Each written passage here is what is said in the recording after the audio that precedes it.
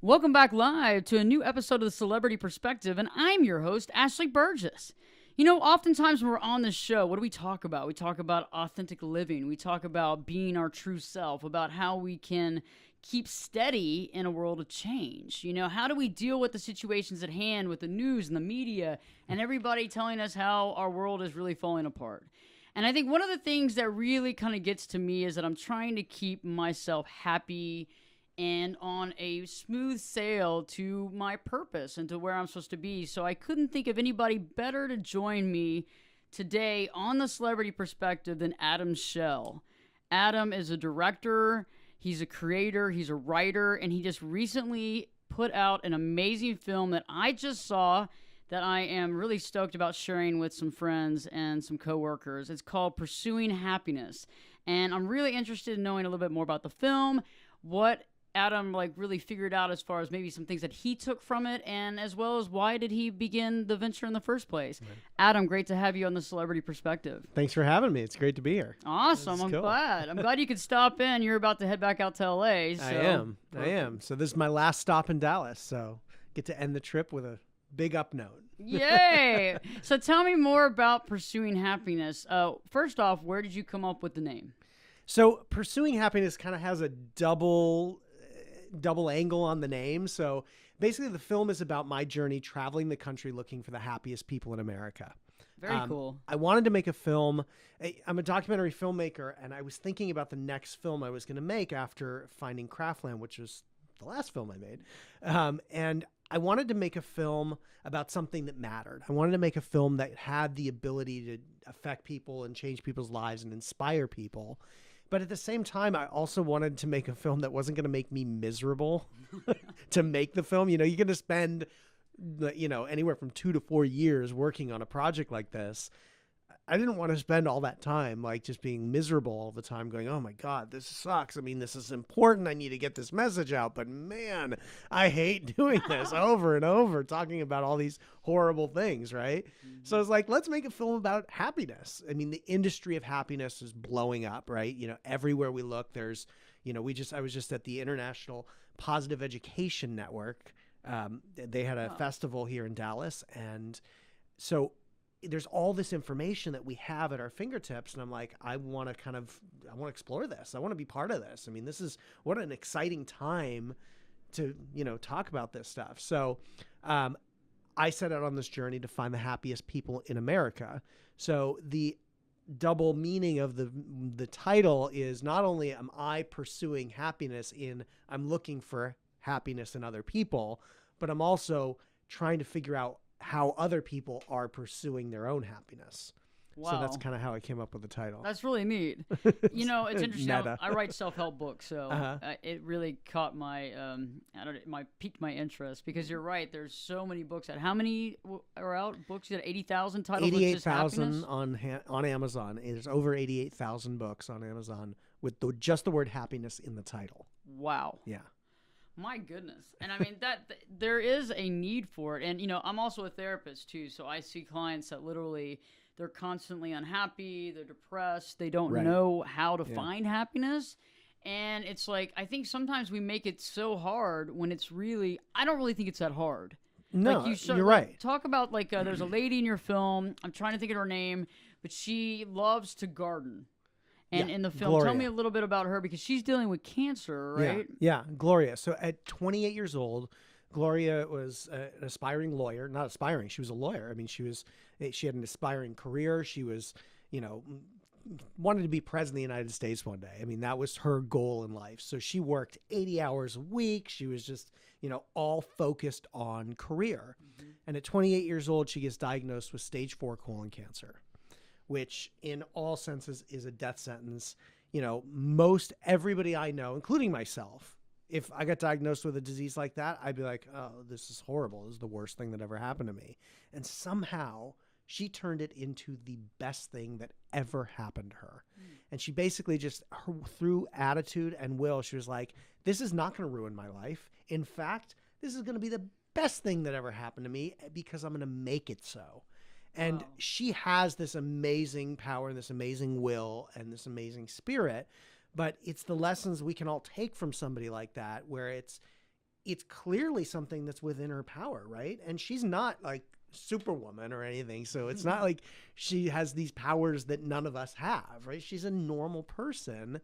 And she just through frame of mind, through thinking about what, life really means and what really inspires her, she was able to reshape her life such that the cancer was like a gift, not a curse.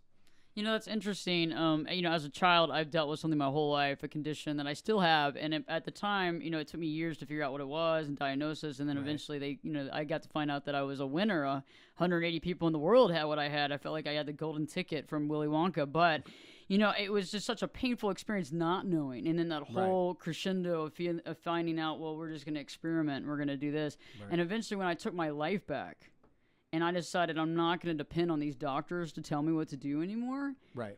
All of a sudden, this light went off. And it really did. It connected with two things. First, it connected to my own personal power, which I don't think a lot of us realize we have. Yeah. And I think that's what really connected me with your character, because she's so powerful, even though she isn't Superwoman. Right. Right. But we can all take from that.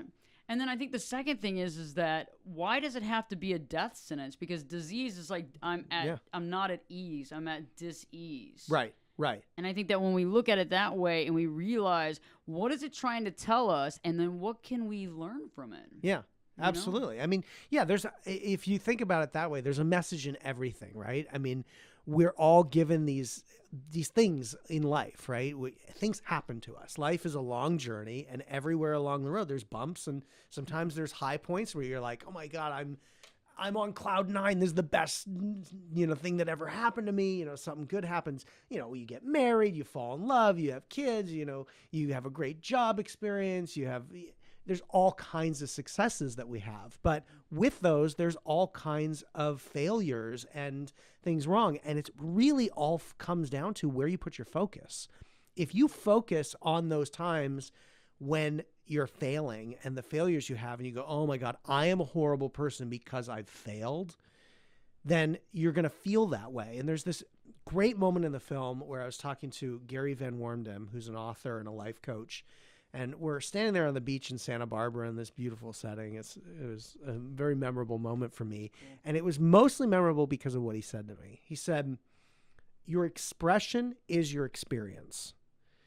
And I immediately took that to mean the thing that, I've been told my whole life. What you give is what you get. And so I recited that. I'm like, yeah, you mean like what you give is what you get. I know that. Sure. Karma, all this stuff. If I'm a good person, then goodness will come back to me. And he's like, no, it's not so much what you give is what you get. It's what you express is what you experience right there in the moment. You don't have to wait for karma to bring it back around as it travels around the ethers of the universe, and some good positive energy is coming back to you. No, it's right there in that moment. So if I'm expressing hate, what do I feel? I feel hate. If I express love, I feel love. It doesn't matter what's happening around me. I mean, of course it does. Right. I mean, we all feed off the world around us. But what we do have is we do have that power and the control to change the way we express. So if somebody comes at you with something negative, you can either take that negativity, internalize it, and express negativity back.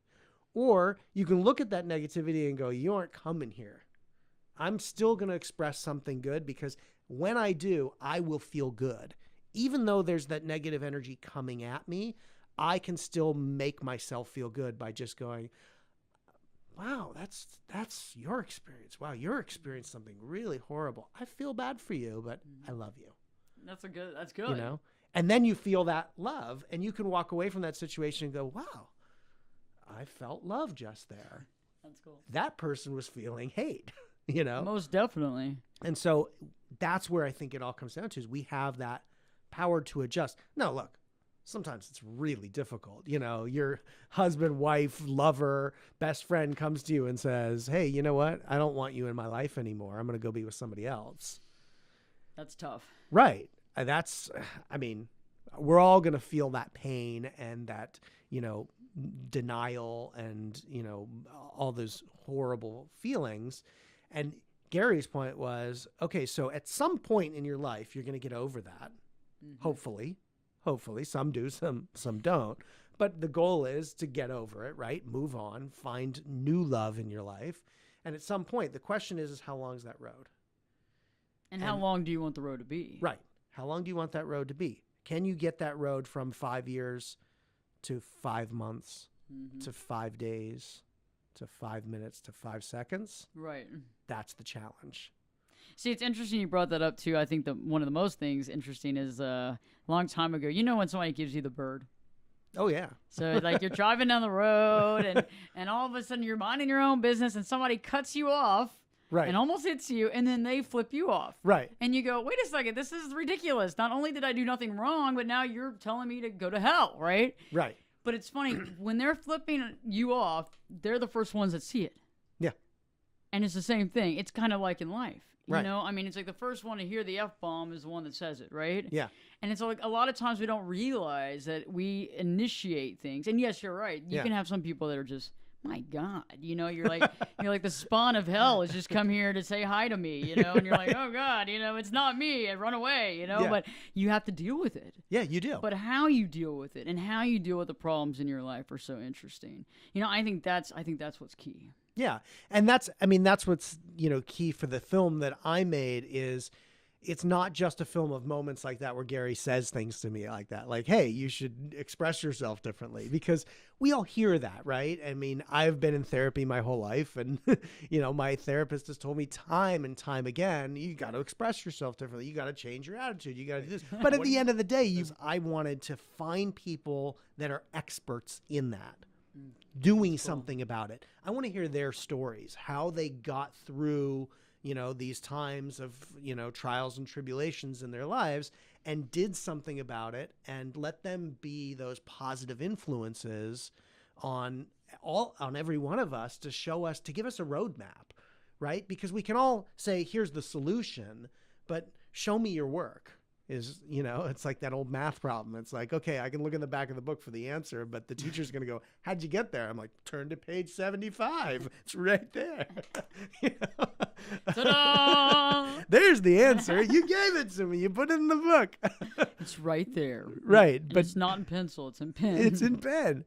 But that was my goal, was to figure out how these people are doing what they're doing, how they're getting through these things, and allow them to be inspiration to all of us to achieve these things that we're told all our lives. We're told these little tidbits of information, and you're told them again in the film, but then you get to see these glorious moments of somebody like Gloria going, you know what I do? I wake up in the morning, I go make my coffee, and I go down and I plant some vegetables.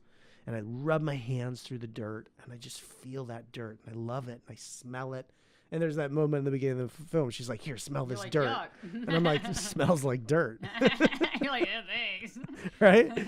And she's like, no, it's amazing. Just smell the dirt. And it's like that, just taking that pride and that passion for the world that we're given, and appreciation, even for the smell of dirt. I love it. I think that when you finally realize what happiness is, you're not taking for granted the simple things, because really the simple things aren't really the simple things. No, they're the thing. Yeah. And it's like, and another thing too that I've realized over these countless years, and I won't say how old I am right now, but you figure this stuff out. Everything in between is what matters. Like, people talk about like the big thing, like, oh, we're getting married, and you have this big wedding. Yeah. And then you have, the time where the child arrives, and you're like, whoa, yeah. And you kind of milestone it out based on these huge things that are happening. Right. But in reality, the most important things are the things that happen in between. Yeah. And I feel that if people realize that more, and I think also a lot of it, though, and I'm in media, so I'm not condemning all of media, but I do think that media is kind of like the jackass in the corner of the room that can't shut up and is constantly negative. Yeah. And it's like that negative talking head. It's like that relative. Like, remember that Saturday Night Live when it was Debbie Downer? Yeah. Oh, yeah. Okay, yeah. It's kind of like the Debbie Downer with an edge. Kind of like with like large teeth and pointy teeth and stuff like that. And you have Debbie Downer that looks kind of like crazy Dracula looking in your house all the time, because people leave that TV on 24/7. I know. And then I have clients that come in and go, yeah, I just hardly could get out of bed. It was the worst week of my life, and we've had some recent tragic things happen in this country, and it's happened quite close to some of us, Yeah. and some people can't get out of bed. Yeah. I mean, so I know that you kind of touched on that in the film. How do you deal with this personally? So when you see this, first off, do you watch a lot of TV? I don't. Okay. Well, I watch TV, but I watch very specific programming. I watch the shows that I like. I watch a lot of car shows. I'm a car fanatic, so I love cars.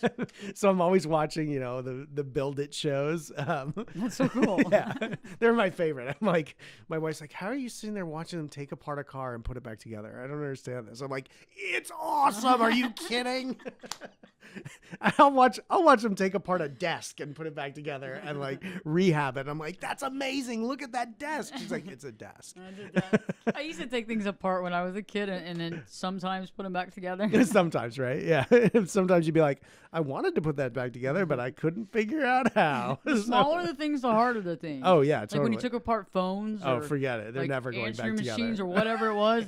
And you're over there like, I'm going to take this apart. You take it apart and you're like, yeah. And you kind of just look at it and you're like, you look for the nearest box, and you're going, somebody's like, my mom would be like, where did that go? I'd be like, it's a long story. I don't know, but somebody came in and took it apart, and I couldn't figure out how to put it together. I mean, I don't know. It must have been an alien. I don't know, Mom. Those doggone aliens again. They're really, they're kicking my butt. No, so you don't watch that much TV. You really monitor the amount of news input that you take. I try to take none.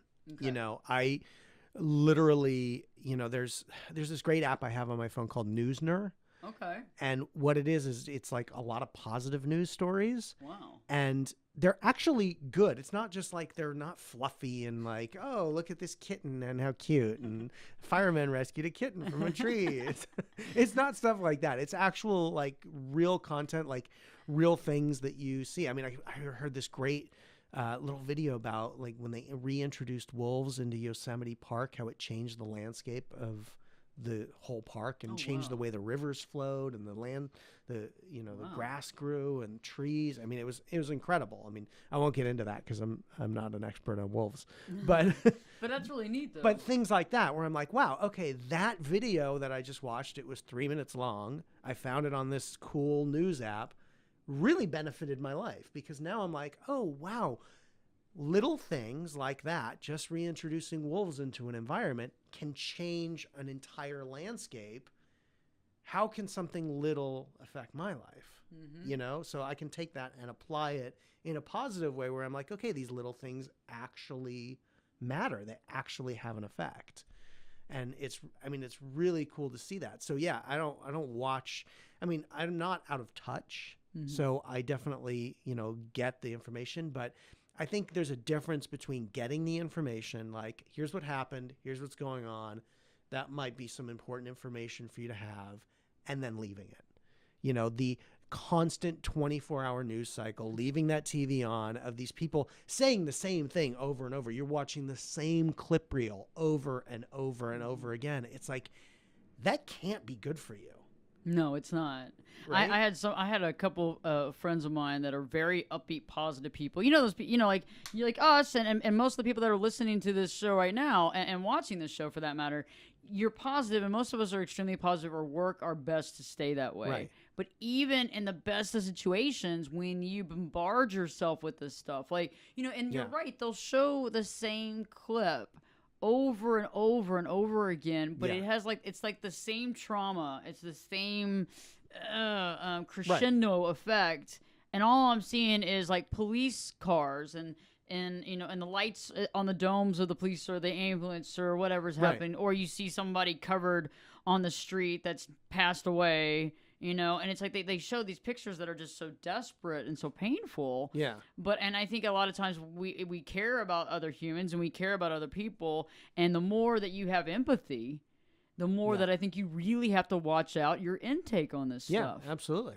And I think people, listen, I'm a very empathetic person.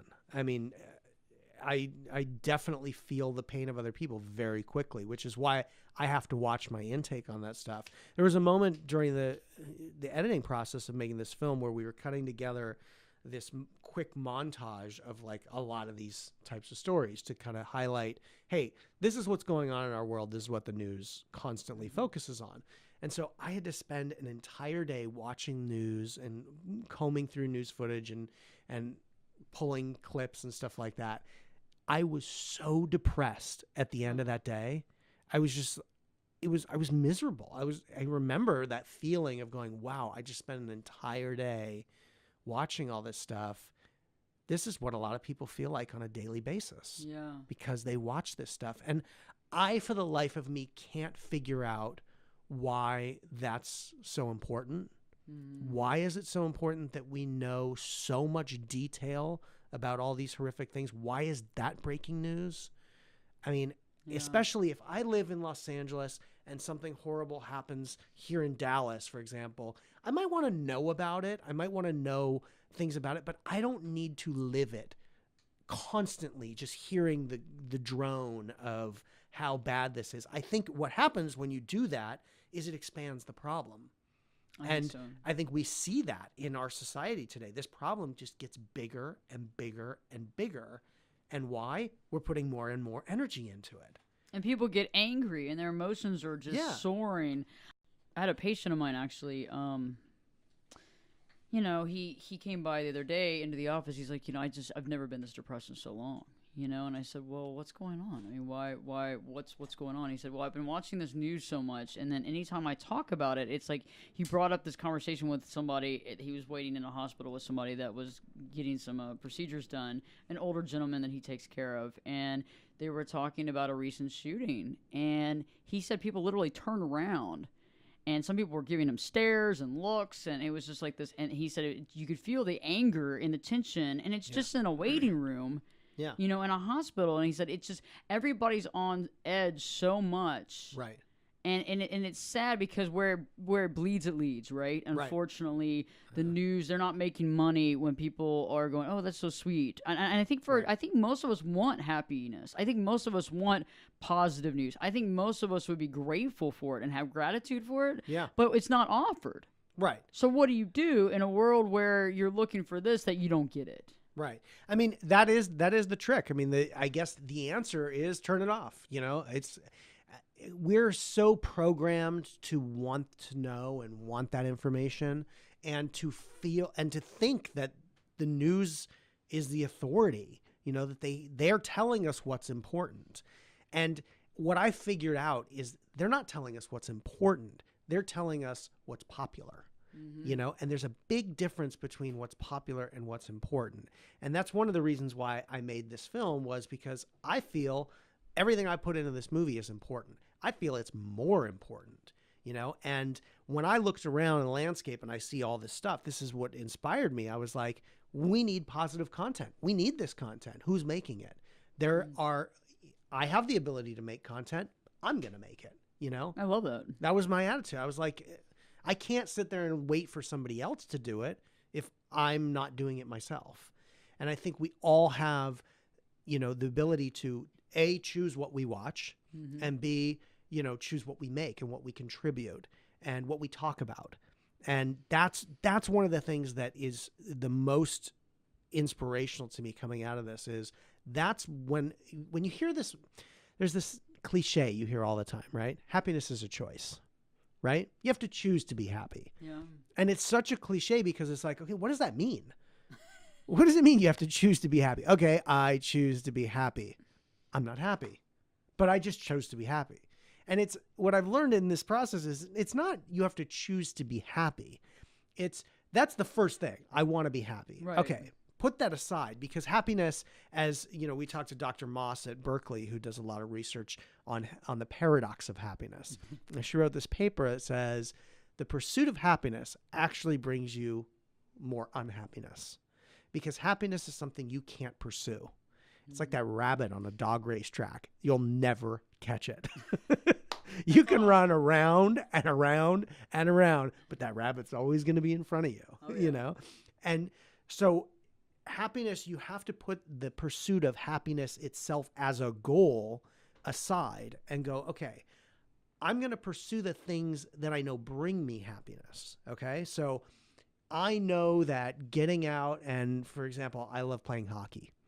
I know that when I get out there and I get on the rink and I play hockey for an hour, I come off feeling great. Not only because I've exercised and all that, but I just love it. I mean, I love in the sport. So I'm always happy. I always come home charged and excited and happy. And my son plays hockey. And so when I go with him, I always come back charged and happy. That's cool. And there's a million things in our lives that provide that. You know, doing this interview with you, I always feel charged and excited when I get to talk about it, right? And this is like one of those things. So I get to choose in my life all the things that I do. I know turning on the news does not make me happy. So I'm going to choose not to do it. I'm going to choose instead to do something that does make me happy. And that's where the choice comes in. Because there's all these things from big things to little things, even just the choice to when somebody drives by you, cuts you off and flips you the bird, smile and wave instead of screaming out your window, you know, screw you for cutting me off. I might be 2 seconds later to where I want to be. I've done both. I've done both. Right. And how do you feel when, you know, I can tell you I've done both too, right? Yeah. We're all guilty, right? I've done both. What the hell? I'm going to get that guy. I'm going to go, right? Watch this. I'm going to follow him all the way home. Right. 3 inches from his bumper. Right? That is awesome. We've all done it before. We have. And how do you feel? How do you feel when you're done with that? I feel like I'm going to have a heart attack. Like Right? my heart's pounding out of my chest. You You know, wanna my go head's hit somebody. hurting. I feel like I'm going to have some sort of aneurysm at that exact moment. Right. And what are you going to do when you get to his house and he gets out and he's 6.5 feet tall, built like a linebacker, wearing cowboy boots, jeans, and a plaid shirt, walks up to you and goes, you're going to be like, I'm out of here. Gotta go. You know, you're going to be like, I'm not messing with that guy. But in your car, you got this power, right? But I've also done it the opposite way, where somebody's cut me off, they've done that exact thing, and I smile and wave. Mm-hmm. And they're sitting there with their anger, and they're flipping me off. And I just smile and I wave, and I go, I love you. I've done that too. Right? And guess what I feel? Way better. Awesome. Yeah. Awesome. I took the high road. It pisses them off even more. That's true. You know, you're not engaging with them. You're not bringing their anger into your world. You go, wow, what's going on in that car? I wonder what's happening in that person's life. Pretty bad, I'm assuming. Right? That makes them need to cut me off and then flip me off and like have this whole thing. I'm not letting that in. I'm keep my windows up. I'm keeping a smile on. You're not inviting them over to your house to hang out and They're have a not barbecue? coming over. And I'm not going to their house either. 3 inches from their bumper. What's for dinner? Yeah. No, I mean, I totally get you, because I think oftentimes, like you said, you got to choose. You got to choose the choices that make you happy. Right. But exactly. I think also we forget the concept that we can just be Yeah. happy, because I think a lot of times we're like you said, we're running for it. We're running for it. We're running for it, and we're running for something that we can't ever chase down. Yeah. Because it's within us. So there's this great moment in the beginning of the film, and the way I made the film was I literally went out on the road and I started to learn this stuff, right? And I learned it all on camera with all these interviewees, all these people I met. And at the very beginning of the process, I sat down with this guy, Rick Foster, who's an author and speaker and teaches a lot on the subject. And he says to me, he goes, so before we start, he goes, let's do a little exercise, and we'll do it right now. Okay. But perfect. you've seen the film, so you already know the Perfect. answer. Why happiness? Why does it exist? I mean, why do we get to feel this emotion? It's a question I never really thought about until this came up. I'm like, oh, well, it's just part of being human. We're lucky. We get to feel happiness. But there's such a more important answer to why happiness exists